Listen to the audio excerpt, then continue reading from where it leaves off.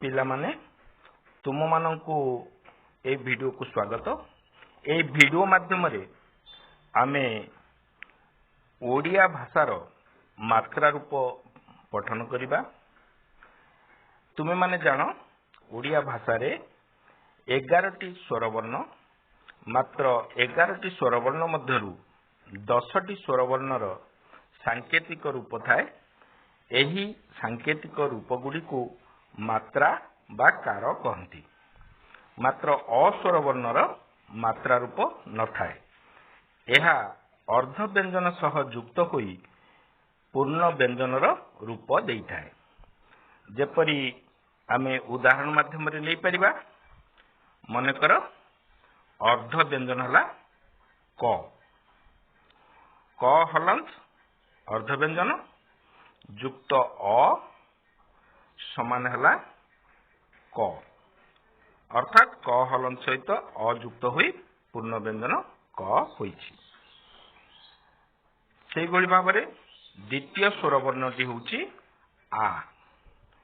एही आ स्वर वर्णर मात्रा रूपटी हला आकार। एही संकेतटी को आकार कहंती। तेबे एही मात्रा रूपटी किपरि संयोग हुए?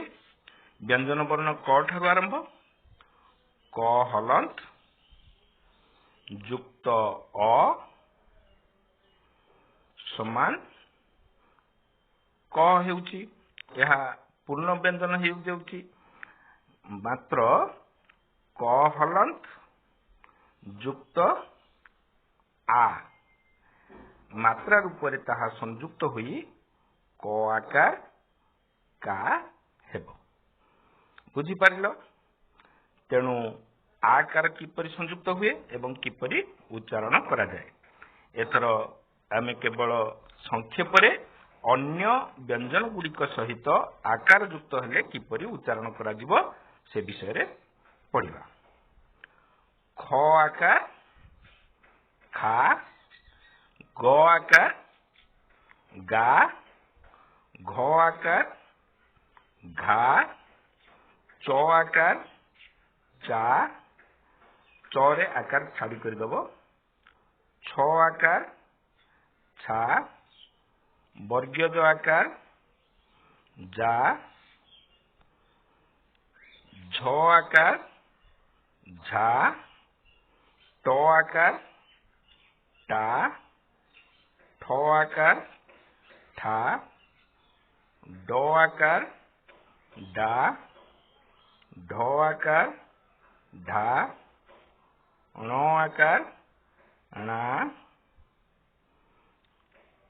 त आकार ता, थ आकार था, द आकार दा, ध आकार धा, न आकार ना, प आकार पा, फ आकार फा, ब आकार बा, भ आकार भा, म आकार मा, अंत्यस्थ ज आकार जा, र आकार रा, ळ आकार ळा, तालव्य स आकार सा, मूर्धन्य स आकार सा, दंत्य स आकार सा, ह आकार हा, छ आकार छा, य आकार या, ल आकार ला। एई भली भाबरे आकार संयोग होई व्यंजन गुड़िक एपरि उच्चारित होती। एथर किछि शब्द शिक्षा करिबा। क आकार का, त कात। जेतेबेले श्रुत लिखन डका जाए सेतेबेले शिक्षक डाकती कात।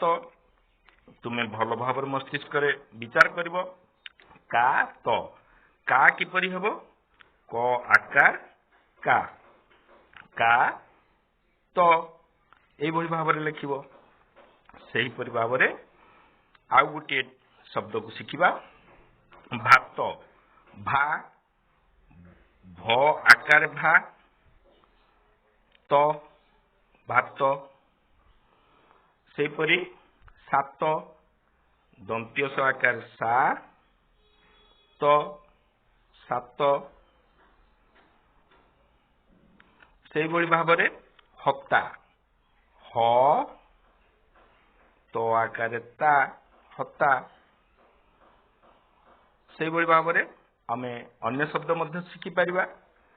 आशा करिबी तुमे माने एही वीडियो माध्यम रे आकारटी को संपूर्ण भाव शिखि पारिबो एवं आकारटी को शिखि सारिबा परे किपरि उच्चारण करि पढ़िबो जेपरि एठी शब्दटी लेखा जायछि ह तो आकार ता हत्ता बुझि पारिलो एही भली भाव रे बनान करि पढ़िबो एवं बनद बोईटी को पढ़िले तुमे अनेक शब्द सहित परिचित होई पारिबो।